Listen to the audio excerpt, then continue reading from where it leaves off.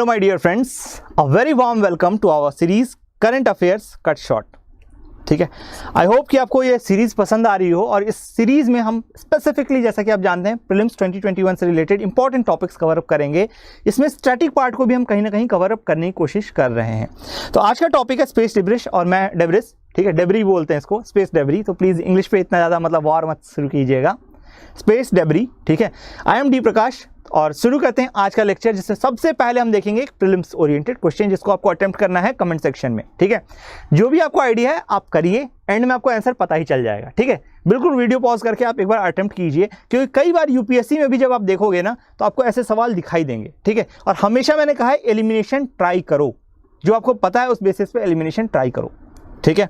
तो सबसे पहले देखो, कंसिडर द फॉलोइंग स्टेटमेंट्स। पहला है robot Neo 01 will be launched by NASA to clean up space debris, ठीक है। स्पेस डेब्री को आपको क्लीन करने में नासा ने एक सैटेलाइट लॉन्च किया है, जिसका नाम है robot Neo 01। It will use a net to capture debris and then burn it with electric propulsion system, ठीक है। और इसके बाद है Kessler syndrome is associated with space debris, ठीक है। आई होप ये बिल्कुल क्लियर है आपको तीनों स्टेटमेंट्स। इसमें आपको चूज करना है करेक्ट कौन सा है, और उसके हिसाब से आपको आंसर मार्क करना है, ठीक है। चलिए आगे चलें। तो देखिए, सबसे पहले स्पेस डेब्रिस के बारे में अगर आप देखो, तो मेरे फेवरेट मूवी, मैं कहना चाहूँगा, एक मूवी रिकमेंड करना चाहूँगा, दैट इज़ ग्रेविटी, ठीक है। इसकी स्टार्टिंग ही बहुत प्यारी कोट लाइन से होती है, जिसमें कहते हैं कि स्पेस में कुछ भी नहीं है, जिसमें साउंड भी नहीं ट्रैवल कर सकता है, कुछ भी नहीं है, life is not possible in space. और एक लेडी इसी एक फ्लाइंग ऑब्जेक्ट के कारण आता है, टकराता है इनके ISS से, और वो सडनली लॉस्ट हो जाती है स्पेस में, और काफ़ी दिनों के बाद वो कैसे वापस लाई जाती है, उसकी पूरी स्टोरी दिखाया गया है। और इट्स वेरी गुड, बहुत प्यारी मूवी है, ये जरूर देखनी चाहिए आपको, ठीक है, ग्रेविटी। चलिए कॉन्टेक्स्ट की अगर बात करें, तो सबसे पहले जो कॉन्टेक्स्ट है स्पेस डेब्री से related, that is China has launched a robot prototype, ठीक है। रोबोट का प्रोटोटाइप को लॉन्च कर दिया है, ध्यान रखना, that can scoop up debris left by other spacecraft with a big net. तो ध्यान दो, यहाँ ऐसा कुछ दिखेगा, एक विजुअलाइजेशन है कि ये देख सकते हैं आप, पीछे एक सैटेलाइट है, इसके आगे एक प्रोब टाइप का लगा हुआ है शूट करने के लिए, और साथ साथ पीछे में एक बड़ा सा नेट इस टाइप का आप देख सकते हैं, जो कि फ्लोट कर रहा है एयर में, ठीक है। इसके अलावा ध्यान रखना है, ऐसा नहीं है चाइना इकलौता देश है, जापान ने भी ऐसे कुछ कोशिशें की है जिसमें नेट के थ्रू स्कूप करने की कोशिश की है, but that time it was not successful. Let's see China कितना सक्सेसफुल होता है, कितना सक्सेसफुल नहीं हो सकता है, ठीक है। तो इसमें ध्यान दो, रोबोट जो है, रोबोट नियो 01, ये एक नेट को यूज करेगा डेब्री को कैप्चर करने के लिए, और इसी के बाद उस डेब्री को क्या कहते हैं, वापस धरती पे लेके आने के बजाय वहीं पे इलेक्ट्रिक प्रोपल्शन सिस्टम की मदद से जला देगा वहां पे, ठीक है। It will also peer into deep space to observe small celestial bodies, paving way for future technologies capable of mining on asteroid। तो ये एक तो स्कूप का वाला काम करेगा ही, इसके अलावा डीप स्पेस में भी जाएगा, और वहाँ से कुछ छोटी छोटी सेलेस्टियल बॉडी को ऑब्जर्व करेगा, ताकि फ्यूचर में इस तरह से कुछ स्कूपिंग या माइनिंग का काम हो सके एस्टेरॉइड्स पे, ठीक है। आई होप ये बिल्कुल क्लियर है। क्यों, देखो एट द एंड आपको जब एस्टेरॉइड पे लॉन्च करोगे, तो वहाँ भी ग्रेविटी का आपको प्रॉब्लम रहेगा, ठीक है, कि ग्रेविटी कम रहेगी, और वहाँ पे आपको कुछ भी स्कूप करके वापस आना है। तो उस केस की प्रैक्टिस के लिए आपका स्पेस डेब्री को कलेक्ट करना अपने आप में एक बहुत अच्छा एक्सपेरिमेंट हो सकता है, ठीक है। तो ये ध्यान रखना है, ये चाइना बहुत लॉन्ग टर्म पर्सपेक्टिव के साथ सोच करके एक एक काम करता है, ठीक है। ये सीन आपका ग्रेविटी मूवी से है, आप जेन्युइनली देख सकते हो इसका, एटलीस्ट कुछ नहीं तो ट्रेलर देख लेना यार, बहुत प्यारा ट्रेलर स्टार्ट करते हैं इन लोग, ठीक है। ट्रेलर में ही आपको समझ में आ जाएगा कितना खतरनाक हो सकता है, और it's not just a fiction, it's a reality की कई बार इंटरनेशनल स्पेस स्टेशन ने कई तरह के यूज़ किए हैं, इंस्ट्रूमेंट्स, जिससे कि जो छोटे छोटे स्पेस डेब्री हैं वो ना आए। नासा भी रेगुलर ट्रैक करता है छोटे छोटे ऐसे पीसेस को जो कि डेंजरस हो सकते हैं, और उसके हिसाब से अपना कोर्स एडजस्टमेंट ये सारे सैटेलाइट करते हैं। फ्यूचर में ऐसा डर है, ठीक है, केस्लर सिंड्रोम इसी को कहते हैं। फ्यूचर में ऐसा डर है कि हम लोग इतना ज़्यादा क्राउड कर देंगे, इतना ज़्यादा गार्बेज फैला देंगे स्पेस में, कि हमारा अर्थ से बाहर जाना बहुत मुश्किल है। सपोज करो चंद्रयान बाहर जा रहा है, और सडनली कोई आकर टकरा गया रैंडम, और वो वहीं फट गया, ठीक है। क्योंकि ऑब्वियस सी बात है, स्पेस टेक्नोलॉजी जो भी हम भेज रहे हैं, that is very much sophisticated, very delicate, ठीक है। समझो tiles and all those things कितना डेली, और इसमें भी ये जो ऑर्बिटल चीज़ें हैं जो ऑर्बिट कर रही हैं अर्थ को चारों तरफ से, इतने तेज स्पीड में होती हैं कि एक छोटी सी चीज़ एक छोटा सा जो पीस है वो भले आपको देखने में लगे इतना कम मास है क्या कर लेगा, बट जैसे बुलेट होती है, बुलेट में जब वेलोसिटी बहुत ज़्यादा होती है तो उसमें मोमेंटम इतना ज़्यादा होता है कि आपका बहुत ज़्यादा डैमेज कर सकता है, डैमेज। तो सोचो कितना प्यारा सीन, कितने तरीके से इन्होंने दर्शाया है। एक छोटे छोटे पीसेज आते हैं एंड हर चीज़ को, इतने बड़ी मशीन को डिस्ट्रॉय करके चले जाते हैं, ठीक है, क्योंकि स्पीड है उसमें इतनी ज़्यादा। ऑर्बिटल स्पीड बोलते हैं इसकी स्पीड को, आप कैलकुलेट भी कर सकते हो escape velocity and orbital velocity को, ठीक है। समवॉट लाइक √RE कुछ ऐसा करके होता है, I am not exactly remembering, क्योंकि मुझे डेराइव करना पड़ेगा। ग्रेविटेशनल का जो लॉ होता है ना उसके हिसाब से आप डेराइव करोगे तो हो जाएगा mv² upon r is equal to GMM upon r², sorry, है ना। तो इसकी मदद से आप डेराइव करना चाहोगे तो कट जाएगा और आराम से डेराइव हो जाएगा, ठीक है। चलो अब इस डिबेट में नहीं जाते क्योंकि ये फिजिक्स का पार्ट है, वहाँ पे हमारा मतलब स्पेशलाइजेशन नहीं चाहिए हमें, ठीक है। अबाउट स्पेस डेब्री अगर देखें तो देखो यहाँ पे space debris consist of both natural, जिसको हम मेटेरॉइड बोलेंगे, एंड आर्टिफिशियल मैनमेड पार्टिकल्स। तो ध्यान रखना, अर्थ में ऐसा नहीं है केवल मैनमेड पार्टिकल्स ही घूम रहे हैं, एस्टेरॉइड्स या मेटेरॉइड्स भी घूमते रहते हैं, जो कि टाइम टू टाइम जिसको हम टूटते सितारे के तौर पे देखते हैं, ठीक है। तो वो भी अगर टकरा गए तो भी दिक्कत हो सकती है, ठीक है। Meteoroid are in orbit around the sun. तो मेटेरॉइड क्या करते हैं, सन के चारों तरफ ऑर्बिटल घूमते रहते हैं। Most of the artificial debris in the earth's orbit which is commonly called orbital debris, ठीक है।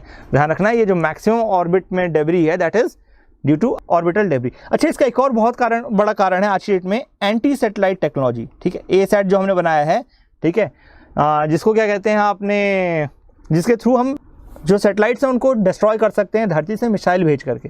तो इसमें जब एक्सपेरिमेंट किए जाते हैं ना, तो इसमें भी अपने आप में जो सैटेलाइट चूर चूर होता है उसके कारण बहुत सारे टुकड़े आपके ऑर्बिट में घूमने लगते हैं, ठीक है। तो ये भी ध्यान रखना, एसैट जो हमने टेक्नोलॉजी डेवलप किया एंटी सैटेलाइट मिसाइल, तो ये सारी भी टेक्नोलॉजीज बहुत खतरनाक हैं with respect to space debris. Space debris इनके कारण बहुत ज़्यादा बढ़ता है, ठीक है।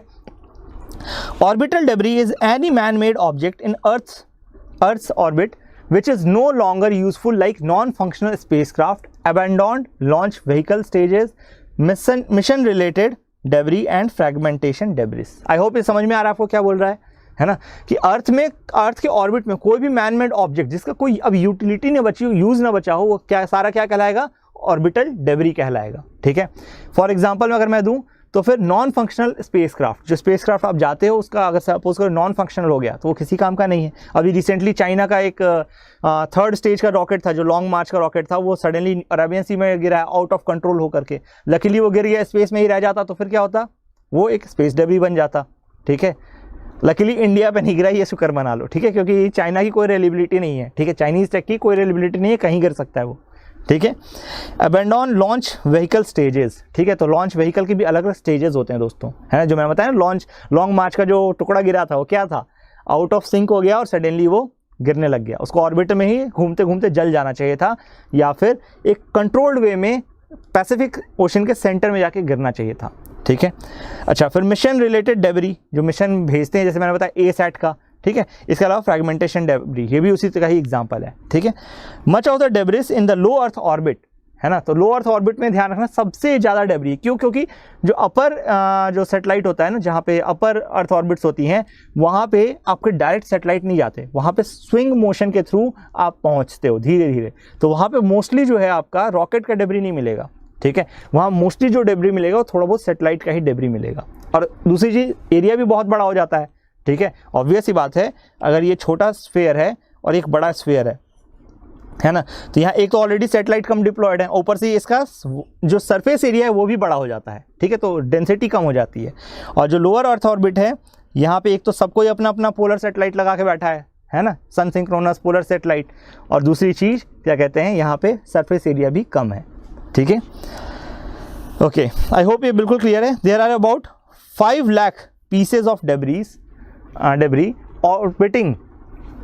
orbiting the earth traveling at the speeds of to 17,500 miles per hour। दोस्तों ध्यान रखना, बहुत ज़्यादा स्पीड होती है, और इसीलिए मैं बोला कि एक बुलेट जैसे होती है। बुलेट का स्ट्रेंथ क्या है, उसकी speed, mass into velocity, momentum इतना ज़्यादा रहता है कि वो आपको पियर्स करके निकल जाती है, जबकि उसके मास कुछ नहीं रहता है। यही हाल आपके स्पेस डेब्री का भी है, वो आएगा पियर्स करके निकल जाएगा, वो पता भी नहीं चलेगा, and you will be dead. मतलब आपका जो भी प्रोजेक्ट है, स्पेस क्राफ्ट है, दैट विल बी डेड।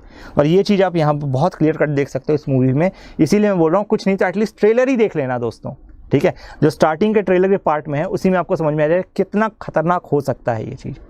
ठीक है, स्पीड ध्यान रखेंगे आप लोग, 17,500 miles per hour and near about 5 lakh pieces space में घूम रहे हैं। ठीक है, international guidelines suggest removing space craft from low earth orbit with in 25 years of the end of their mission. जब भी उनका मिशन खत्म हो जाए तो 25 साल के अंदर आपको उन जो मिसाइल्स हैं उनको अपने ऑर्बिट से निकाल लेना चाहिए। इसके कारण आपका नियर अबाउट बहुत ज़्यादा रिलीफ मिलेगा, बट स्टिल कितना फॉलो होता है रूल देखो, केवल 60% जो मिशन हैं वही केवल गाइडलाइंस फॉलो करते हैं अपनी। ठीक है, बाकी सब पड़ा रहने दो।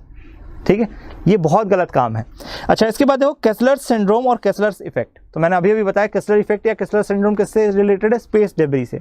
ठीक है, it is a scenario in which density of objects in low earth orbit is high enough that collisions between objects could cause a cascade where each collision generates space debris that increases the likelihood of further collision। इसका मतलब क्या है कि suppose करो दोस्तों एक time ऐसा आएगा, इतनी ज़्यादा डेंसिटी बढ़ जाएगी कि एक ऑब्जेक्ट जाके दूसरे से कोलाइड करेगा, इसकी फंक्शनैलिटी खत्म, ये टूट करके 5 टुकड़ों में, 6 टुकड़ों में, 10 टुकड़ों में जो भी, और उसके बाद फिर ये अपने आप में एक अलग स्पेस डेब्री और ये अलग घूम रहा है साथ में, जो कि तबाही मचा रहा है चारों तरफ।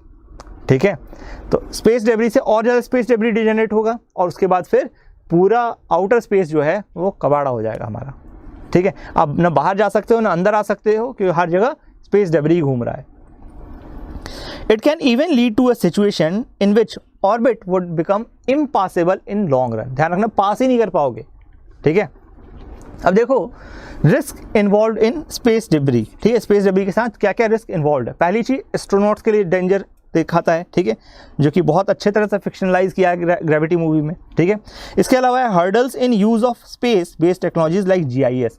तो दोस्तों जब सैटेलाइट ही नहीं रहेंगे तो GIS कहाँ लगा लोगे आप, ये बताओ मुझे। ठीक है, तो इसीलिए आप देखो कि जब आप सैटेलाइट्स की या टेक्नोलॉजी की, फ्यूचर की टेक्नोलॉजी की बात करते हो, जब आप ये कहते हो कि हम सैटेलाइट बेस्ड कम्युनिकेशन बढ़ाएंगे, जिससे 5G का डायरेक्ट ट्रांसमिशन होगा, IoT और बेटर हो जाएगा। ठीक है, लो बिट रेट एप्लीकेशंस जो मैंने पढ़ाए हैं वो और बेहतरीन तरीके से स्मूथ चलने लगेंगे, वो सब कैसे लगाओगे आप। GIS आज की डेट में जियो टैगिंग, ड्राइवरलेस कार, हर टेक्नोलॉजी का बहुत बड़ा हिस्सा है। ठीक है, तो एक तो सबसे बड़ी बात क्या आएगी, हर्डल आएगा space based technology like GIS, और उसके कारण सब्सिक्वेंट जो हमारी प्रोग्रेस है वो और दिक्कत करेगी। ठीक है, इसके अलावा देखो आप, डेब्री जो था एक दोबारा अर्थ में घुस सकता है और उसके बाद ज़मीन पे भी तबाही मचा सकता है। फॉर एग्जांपल अभी देखो चाइनीज़ रॉकेट एक फॉल किया था, लकीली वो अरेबियन ओशन में जाके गिर गया, जो कि निर्जन स्थान था। बट सपोज करो वही चीज़ किसी घर के ऊपर गिर जाए, तो ये पॉसिबिलिटी थी, बिल्कुल पॉसिबिलिटी थी। US को कहा जा रहा था कि आप शूट डाउन कर सकते हो क्या। US अपने जियोपॉलिटिक्स में था और साथ साथ ये भी कह रहा था कि मालूम चला हमने शूट डाउन किया, उसकी ट्रैजेक्टरी बदली तो वो US या कहीं और जाके गिर गया और कई सारे टुकड़ों में टूट के गिर गया, बर्न आउट होने के बजाय, है ना। तो इन सब चीज़ों के कारण US ने भी इंटरवीन नहीं किया। ठीक है, तो ध्यान दो, यहाँ पे चाइनीज़ रॉकेट अभी एक फेल हुआ था इंडियन ओशन में, अरेबियन सी में स्पेसिफिकली अगर मैं बोलूँ तो। इसके अलावा increase cost of operation because of damage caused by paint flakes. ठीक है, तो इसके अलावा कॉस्ट ऑफ ऑपरेशन ही बढ़ता है। इसके अलावा क्या है, देखो techniques for removal of space debris. पहले क्या है, active removal by debris sweepers. तो डेब्री स्वीपर्स लगा के आप उसको पूरा क्लीन करोगे। इसके बाद क्या है, D orbiting after the end of life force entry into space earth atmosphere. तो उसको अर्थ एटमॉस्फेयर में घुसा दोगे तो घूमते घूमते ही अपने आप में जल जाएगा और धीरे धीरे ख़त्म हो जाएगा। बट इसके लिए आपको थोड़ी सी टेक्नोलॉजी ज़्यादा बेटर करनी पड़ेगी और इसको फॉलो करने वाले मात्र 60% लोग हैं, जो कि हमें थोड़ी देर पहले देखा। ठीक है, इसके अलावा है natural decay of A spacecraft और है moving object into less populated disposal orbits. तो एक ऑर्बिट ही हम क्रिएट कर दें जो कि डिस्पोजल ऑर्बिट हो और उसमें उसको घुसा दें। लेकिन इसके कारण क्या होगा, फ्यूचर में जो ऑर्बिट है वो इम्पॉसिबल हो जाएगी और ये बहुत अच्छा सॉल्यूशन नहीं है। ठीक है, सॉल्यूशन शॉर्ट टर्म सॉल्यूशन है बट स्टिल वो ऑर्बिट इम्पॉसिबल हो जाएगी। आई होप ये बिल्कुल क्लियर है आपको। ठीक है, तो ये टेक्निक्स सजेस्ट की गई हैं और इसमें से कौन सी फीसिबल है ये देखना पड़ेगा। स्वीपिंग के में सबसे बड़ा प्रॉब्लम क्या आता है, वहाँ ग्रेविटी नहीं है। ठीक है, तो जैसे मछली पकड़ने के लिए हम जाल डालते हैं और वहाँ से जाल खींच लेते हैं, उसमें मछलियाँ फंस जाती हैं, तो जाल नीचे गिर रहा होता है। ठीक है, यहाँ पे क्या है, आपको ज़्यादा तेज़ी से चलना है, ज़्यादा तेज़ी से चलोगे तो आप ऑर्बिट से अपने बाहर चले जाओगे। ठीक है, तो आप उसको स्वीप कैसे करोगे, सबसे बड़ा प्रॉब्लम ये है ना, क्योंकि यहाँ ग्रेविटी प्रॉपर आपके साथ नहीं दे रही है। ठीक है, तो ये ध्यान रखना। Strategies to tackle space debris. पहला है मिटिगेटिंग। मिटिगेट मतलब आपको बचाव रखना है अपना। ठीक है। तो इसका क्या है, इसरो ने प्रोजेक्ट नेत्रा डिप्लॉय किया है, ठीक है, जो कि एक अर्ली वार्निंग सिस्टम की तरह काम करता है। जब भी कोई बड़ा या मेजर थ्रेट स्पेस डेब्री का आपका जा रहा होता है हमारे इंडियन सैटेलाइट्स की तरफ, तो ये अलार्म कर देता है और हम लोग अपना कोर्स एडजस्टमेंट कर लेते हैं, उसके रास्ते से साइड हट जाते हैं, ठीक है। हम बोलते हैं भैया तुम बैल हो, निकल जाओ, हम अपना साइड से हट जा रहे हैं, फिर वापस आ जाएंगे हम अपने ऑर्बिट में। समझ आई बात? तो प्रोजेक्ट नेत्रा एक बहुत अच्छा प्रोजेक्ट है जो कि इसका ख्याल रख रहा है, ठीक है। इसके अलावा नासा भी ट्रैक करती है रेगुलर बेसिस पे। इसके अलावा देखो, Indraprastha institute of information technology Delhi is working on a project title orbit computation of resident objects for space situational awareness. तो आप स्पेस में कहाँ हो और वहाँ पे कौन कौन से स्पेस ऑब्जेक्ट्स हैं, इसको बहुत करीने से कैलकुलेट करने के लिए हमारे यहाँ Indraprastha institute of information technology जो कि दिल्ली में है ऑलरेडी काम कर रहा है। तो आपको ये नाम याद रखना है, ये मेंस के हिसाब से भी उतना ही इंपॉर्टेंट है, प्लीज़ ध्यान रखेंगे। मेंस एंड प्रीलिम्स दोनों के हिसाब से इक्वली इंपॉर्टेंट है। और आपसे अगर सपोज कीजिए आपने हॉबी कुछ स्पेस से रिलेटेड रखी हुई है, तो हो सकता है, या चाइना से अगर बात निकलती है लॉन्ग मार्च पे या फिर मार्स पे, तो उस समय हो सकता है आपसे स्पेस डेब्री पे अगर पूछा जाए तो आपको ये सारी चीज़ें कोट करनी पड़े इंटरव्यू में भी, ठीक है। चलो, इसके अलावा देखो, अवॉइडिंग फ्यूचर डेब्री, ठीक है, भविष्य में जो डेब्री है उसको भी बचाओ, कम करो, ठीक है। कैसे भाई? बेटर डिज़ाइन लाओ रॉकेट्स के एंड अदर ऑब्जेक्ट्स के, ठीक है। इसमें एग्जांपल दूं तो अभी देखो 2023 तक जापान ने एक टारगेट रखा है वुडन सैटेलाइट्स का, लकड़ी के सैटेलाइट लॉन्च करेंगे, ध्यान रखना, वुडन सैटेलाइट्स का, ठीक है। अभी रिसेंट में ही आया है, ये न्यूज़ में था, ठीक है। 2023-24 तक लॉन्च करने का प्लान है ऐसा, ठीक है। इसमें देखो रीयूजेबल रॉकेट बनाओ, जैसे कि आपका ये स्पेस एक्स ने बनाया है, ठीक है। इसके अलावा UK's tech demosat one TDS-1 after mission is over, system would drag the satellite to reenter atmosphere and burn up. तो ऐसे भी हमें तरीका बनाना पड़ेगा, जैसे यूके ने टेक डेमोसैट-1 बनाया, तो आप ये नाम भी ध्यान रखेंगे, ठीक है। Removal of debris, remove debris, EU research project for cost effective technologies can observe, capture and dispose of space debris, ठीक है। तो ध्यान रखना, यू ने एक प्रोजेक्ट लॉन्च कर रखा है ऑलरेडी। पहला उसमें है नेट कैप्चर। नेट कैप्चर मतलब जैसे अभी हमने बताया ना, ये कौन सा आपका है, चाइना का नियो 01, ठीक है। नियो 01 जैसे है, ऐसे ही ये नेट की को ऐसे फैला के चलता है चारों तरफ। आप देख सकते हो यहाँ पे एक बड़ा सा नेट लगा हुआ है हमने, ठीक है। और ये नेट जो है चारों तरफ से कैप्चर कर लेगा, ठीक है। इसके अलावा हार्पून कैप्चर। हार्पून क्या होता है? आपने सुना होगा, हार्पून फिशिंग होती है, ठीक है। एक पतला सा भाला की तरह होता है, ठीक है, उसको हम पूरे फोर्स से फेंकते हैं। तो ये हार्पून क्या करेगा, हम फेंकेंगे और जाके उसको स्ट्राइक करेगा और उसको पकड़ करके वापस लेते आएगा, ठीक है। तो ध्यान रखना, हार्पून कैप्चर की मदद से भी हम कर सकते हैं, which will be launched at the target plate made of representative satellite panel material. तो सेटेलाइट का जो पैनल मटेरियल होता है उसमें आप आराम से हार्पून से छेद कर सकते हो, उसको पकड़ के खींच सकते हो वापस, ठीक है। इसके अलावा विजन बेस्ड नेविगेशन, ठीक है, using camera lidar platform will send data about debris back to the ground for processing. तो विजन बेस्ड नेविगेशन मतलब आप देख देख करके नेविगेट कर रहे हो अपने आप को, ठीक है, रिलेटिवली, और उसके हिसाब से जो भी डेटा है उसके हिसाब से आप मतलब कैप्चर करने की कोशिश करोगे, जो कुछ भी करने की कोशिश करोगे, ठीक है। इसके अलावा डी ऑर्बिटिंग प्रोसेस, तो मैंने बताया एक स्पेसिफिक ऑर्बिट भी आप क्रिएट कर सकते हो, बट उसके कारण लॉन्ग टर्म में क्या प्रॉब्लम आएगी, that orbit will become impossible, वहां से आप पास नहीं कर पाओगे, ठीक है। As it enters earth's atmosphere the spacecraft will burn up leaving no debris behind international effort to attack, ठीक है। तो डेफिनेटली मतलब यहाँ पे भी इंटरनेशनल एफर्ट कम पड़ रहा है, लेकिन उसमें जैसे अभी आपका मैंने बताया यूके ने एक बहुत अच्छी टेक्नोलॉजी डेमोस्ट्रेट की है कि जैसे ही सैटेलाइट का मिशन ओवर हो उसको थोड़ा सा नीचे कर दो, ताकि वो अर्थ के एटमॉस्फेयर में एक बार इंटर कर जाए, और एक बार एटमॉस्फेयर में इंटर कर गया तो बर्न होते होते खत्म हो जाएगा, ठीक है। चलो, तो अब देखो इंटरनेशनल एफर्ट्स क्या क्या हैं आपका स्पेस डेब्री से रिलेटेड, ठीक है। तो सबसे पहले है inter agency space debris coordination committee, ठीक है। इंटर एजेंसी मतलब डिफरेंट एजेंसीज मिलकर के यहाँ काम कर रही है। फॉर एग्जांपल चाइना की है, अमेरिका की है, कई सारी आपकी इंटर एजेंसीज हैं जो कि काम कर रही हैं आपका, ठीक है। और इन्होंने क्या किया है, स्पेस डेब्री मिटिगेशन गाइडलाइन निकाली है 2002 में, ठीक है। 2002 में स्पेस डेब्री मिटिगेशन गाइडलाइन निकाली गई हैं। IADC is an international government forum for world wide coordination of activities related to issue of man made and natural debris. तो दोस्तों ध्यान रखना, इसने केवल और केवल मैन मेड के लिए काम नहीं किया है, इसने नेचुरल के लिए भी काम किया है, और यहीं पे आपको यूपीएससी फंसा सकता है। दूसरा पोटेंशियल सवाल क्या आ सकता है, it is international governmental forum. ध्यान रखना, इंटरनेशनल गवर्नमेंटल फोरम है, गवर्नमेंट इसमें इन्वॉल्व है, ठीक है। इसको क्या दे सकता है, मतलब आपका ऑटोनोमस बॉडी बना सकता है, यूएन का एक वो बना सकता सकता है, एक्सटेंशन बना सकता है, ठीक है। तो इस टाइप से ये गेम खेलते हैं। तो आपको 2 पॉइंट याद रखना है। पहली चीज इंटरनेशनल गवर्नमेंट फोरम, ठीक है, और दूसरी चीज कैसे डेब्री को ट्रैक करता है, मैन मेड एंड नेचुरल। ध्यान रखना दोनों को, ठीक है, मैन मेड एंड नेचुरल दोनों तरह के डेब्री को ये फॉलो अप करता है। तो प्लीज़ इसका ध्यान रखेंगे, मैन मेड एंड नेचुरल दोनों को फॉलो अप करता है, ठीक है। इसके अलावा देखिए ISRO is one of among the 13 member agencies of IADC। तो इंडिया भी इसका पार्ट है। इसरो जो इंडिया की इसरो है वो भी इसका पार्ट है। तो प्लीज़ इस पर भी सवाल फ्रेम हो सकता है, आप इसको मिस नहीं करेंगे। ISRO is also part of 13 members, ठीक है। तो इसमें 13 मेंबर हैं और इसरो भी उसका एक पार्ट है, ठीक है। प्लीज़ ध्यान रखिएगा, ये बहुत इंपॉर्टेंट ऑर्गेनाइजेशन है, ठीक है।